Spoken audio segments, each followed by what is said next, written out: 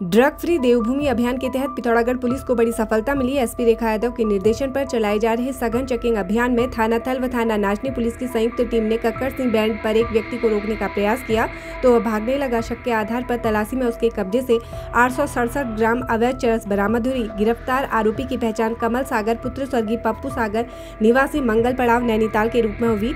CO Kunwar Singh Rawat के पर्यवेक्षण में की गई इस कार्रवाई के बाद आरोपी के खिलाफ एनडीपीएस एक्ट में मुकदमा दर्ज कर न्यायालय में पेश किया जा रहा है। गंगोलीहाट क्षेत्र से 2 नाबालिग घर से बिना बताए लापता हो गए। परिजनों की खोजबीन के बावजूद बच्चों का कोई सुराग नहीं मिला तो परिजन पुलिस के पास पहुंचे। सूचना मिलते ही कोतवाली गंगोलीहाट पुलिस सक्रिय हो गई और चौकी पनार बैरियर पर वाहनों की सघन चेकिंग शुरू कर दी। लगातार चेकिंग और जांच के बाद मात्र 1.5 घंटे में पुलिस ने दोनों नाबालिगों को चौकी पनार घाट से सकुशल बरामद कर लिया। पुलिस ने बरामदगी के बाद बालक व बालिका की काउंसलिंग की और विधि अनुसार परिजनों के सुपुर्द किया। त्वरित कार्रवाई से पुलिस की सतर्कता और तत्परता की क्षेत्रवासियों ने सराहना की। दर्जा मंत्री गणेश भंडारी ने अपने कैंप कार्यालय में वार्ता के दौरान कहा कि विपक्ष और नकल माफिया मिलकर पेपर लीक को लेकर भ्रामक खबरें फैला रहे हैं और राज्य का माहौल खराब करने का षड्यंत्र कर रहे हैं। उन्होंने कहा कि धाकड़धामी सरकार लगातार हजारों युवाओं के लिए भर्तियां ला रही है और बेरोजगारों के साथ खड़ी है। भंडारी ने स्पष्ट किया कि पेपर लीक मामले की जांच सख्ती से कराई जा रही है और दोषियों को किसी भी हालत में बख्शा नहीं जाएगा। उन्होंने युवाओं से अपील की कि विपक्ष के झूठे आरोपों पर ध्यान न दें और मुख्यमंत्री पुष्कर सिंह धामी के नेतृत्व पर भरोसा बनाए रखें।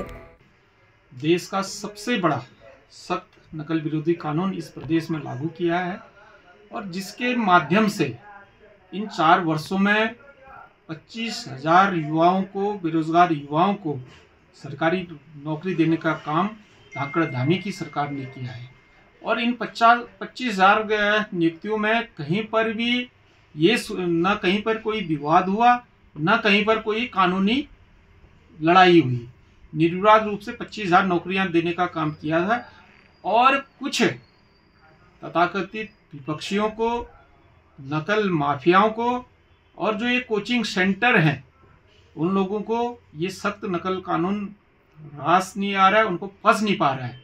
इसलिए वो तरह तरह के हथकंडे अपनाकर षड्यंत्र कर धामी सरकार को बदनाम करने की कोशिश कर रहे हैं। लेकिन हम कहना चाहते हैं, उनको सचेत करना चाहते हैं, आप कितने भी षड्यंत्र कर लें लेकिन एक दिन सच जरूर आएगा। क्योंकि जिस तरह से पुलिस द्वारा जांच की गई उसमें अभी तक एक प्रोफेसर और 2 अन्य लोगों को गिरफ्तार किया गया। कुछ अन्य लोग भी सबकी सुई में है और बहुत जल्दी इस षड्यंत्र का पर्दाफाश उत्तराखंड की सरकार करेगी। पिथौरागढ़ जिले के गुन्ना वन क्षेत्र से लगे सेरीकांडा गांव में गुलदार की बढ़ती सक्रियता से ग्रामीणों में दहशत का माहौल है। आरक्षित क्षेत्र से सटे इस गांव में गुलदार की आबादी दिखाई देने की सूचनाएं लगातार मिल रही थी। बीती रात गुलदार ने एक घर के बकरी बाड़े में घुसकर 11 बकरियों को मार डाला। घटना के बाद से ग्रामीणों में भय व्याप्त है। वन विभाग की टीम मौके पर पहुंची और प्रभावित परिवार को ढांढस बंधाया। विभागीय टीम ने गाँव में जन जागरूकता कार्यक्रम चलाते हुए लोगों से सतर्क रहने और सावधानी बरतने की अपील की है। साथ ही ग्रामीणों को घरों के आसपास रोशनी रखने व अकेले बाहर न निकलने की सलाह दी गई है। कल रात गुलदार मनोज सिंह मेहता के बकरी बाड़ी में घुस गया। उसने 13 बकरियां मार दी। एक आध बकरियों को तो 2-4 रोज इधर उधर मारते रह रहा था। इससे पूरे सेरीकांडा ग्राम सभा में दहशत फैली हुई है गुलदार की।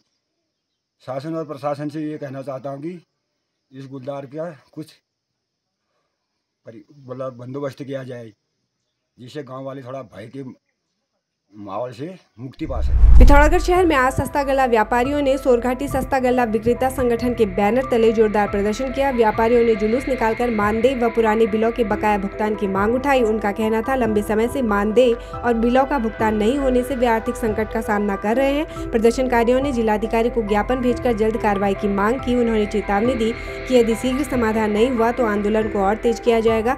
व्यापारियों ने सरकार से आश्वासन पर नई ठोस कार्रवाई की मांग की।